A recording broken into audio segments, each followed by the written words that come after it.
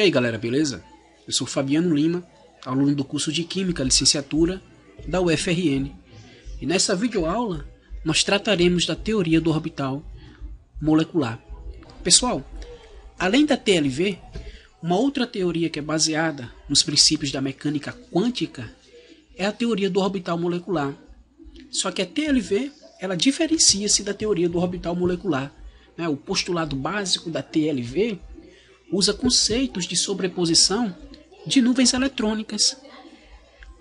Então, a TLV ela postula que os elétrons numa molécula eles ocupam orbitais atômicos dos átomos individuais, formando-se a ligação quando estes se sobrepõem. Então, sendo assim, o orbital atômico de um átomo ele superpõe-se com o orbital atômico de um outro átomo. E essa superposição ela quer dizer que partilham da mesma região do espaço. Então a gente tem aqui dois orbitais 1s, essa superposição indicando a formação de uma ligação sigma, o que ocorre diferente na teoria do orbital molecular, que ela considera a sobreposição de orbitais de valência. Então tem aqui também uma ilustração para ajudar isso aí. A gente tem dois orbitais 2px e aqui ilustrando uma ligação sigma desses dois orbitais. Mas a TLV ela não previa a existência de moléculas paramagnéticas. Então, antes da gente entrar na discussão do conceito de paramagnetismo, eu peço que vocês observem somente essas duas situações. Essa primeira situação indicando aqui o nitrogênio líquido diante de um campo magnético, e nessa segunda situação indicando o oxigênio líquido diante de um campo magnético. Então a ilustração aqui ela já sugere que o oxigênio líquido ele vem sofrer um pequeno desvio. Então, por que será que isso ocorre? Porque ocorre o desvio do oxigênio líquido e não ocorre o mesmo com o nitrogênio líquido. Galera, segundo a TLV, a molécula do gás oxigênio ela é diamagnética. Mas não é isso que ocorre. Então, como a TLV ela não conseguia explicar o porquê desse desvio ocorre, a gente tem, vamos dizer assim, a saída da TLV e a entrada da teoria do orbital molecular, que consegue justificar o paramagnetismo dessa molécula. Como foi dito anteriormente, a teoria do orbital molecular ela é baseada nos princípios da mecânica quântica. Em 1926, o cientista austríaco Schrödinger ele escreveu esta equação de onda.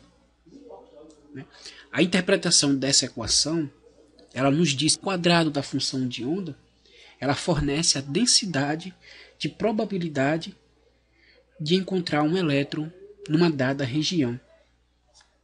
Então aqui a gente tem duas funções de onda e os gráficos correspondentes a essas duas funções. Temos aqui algumas ilustrações de orbitais moleculares.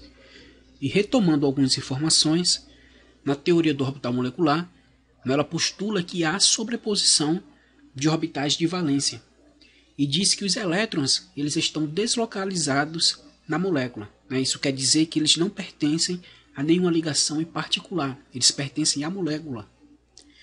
Aqui a gente tem uma diferença legal e bem importante, a diferença de orbital atômico e orbital molecular. O orbital atômico ele refere-se à probabilidade de encontrar um elétron de um átomo em uma dada região do espaço. Já no orbital molecular, ele refere-se à probabilidade de encontrar um elétron de uma molécula em uma dada região do espaço. Agora, de fato, a gente vai confrontar o paramagnetismo e o diamagnetismo.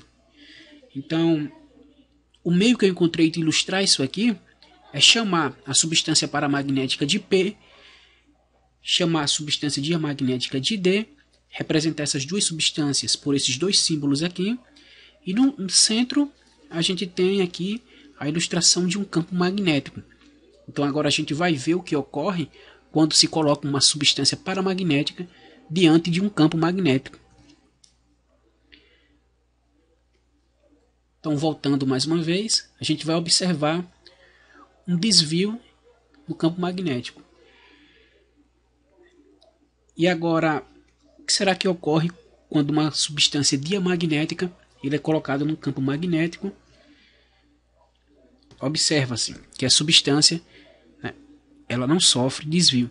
Esse desvio que ocorre com uma substância paramagnética é devido à presença de elétrons desemparelhados. E o não desvio, né, que ocorre com a substância diamagnética é devido a essa substância ela não apresentar elétrons desemparelhados.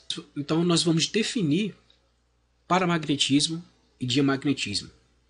O paramagnetismo indica que a molécula tem elétrons desemparelhados. Uma substância paramagnética tende a se mover para dentro de um campo magnético. Já o diamagnetismo significa que todos os elétrons de uma molécula estão emparelhados. Uma substância diamagnética tende a se mover para fora de um campo magnético. Nesse momento, nós teremos a representação de duas situações e a entrada de palavras-chave, né? Palavras como orbital molecular ligante, orbital molecular antiligante, interferência construtiva e interferência destrutiva. Então temos duas situações que serão representadas. Essa primeira situação aqui, caracterizando uma interferência destrutiva, e a segunda situação, que caracterizando uma interferência construtiva.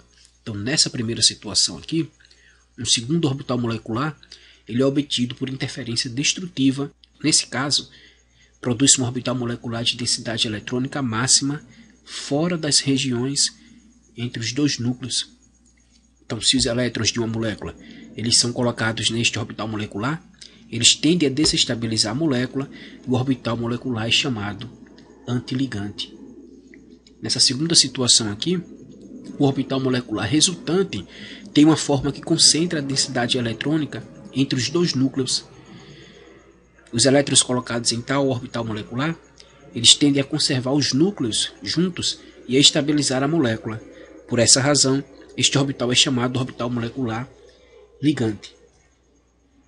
O orbital molecular antiligante, representado dessa forma, o orbital molecular ligante, representado dessa forma. Mais duas notações: orbital molecular ligante, OML, e o orbital molecular antiligante, OMAL.